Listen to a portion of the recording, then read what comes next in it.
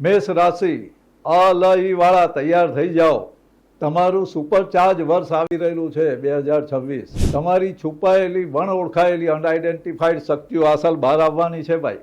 કરિયરમાં જોરદાર શરૂઆત, નવું કામ, નવા સંબંધ અને તમારી જોશીલી પાવરફુલ લીડરશિપ નેતૃત્વ ક્ષમતાનો સ્વીકાર થશે અને પ્રભાવ વધવાનો છે આ વર્ષે. આર્થિક મોરચે સંઘર્ષ બાદ સફળતા છે. શનિ 12મો ચાલે. સેલરી હાઇક, પ્રોફિટ, ડિવિડન્ડ, અણધારી 1 નંબર કે 2 નંબરની આવકના યોગ ખરા ભાઈ.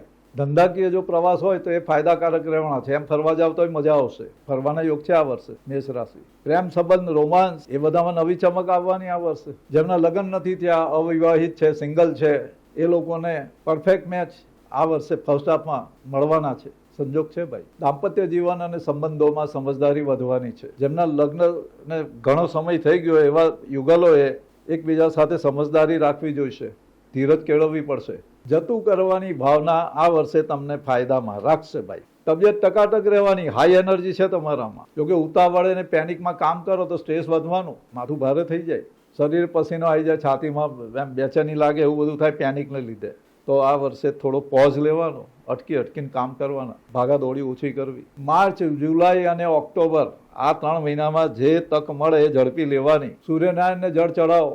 મંગળવારે હનુમાનજીના મંદિરે કે ગણપતિને ગોળ અને ચણા ચડાવવાના, નૈવેદ્ય કરવાનું ભગવાનને.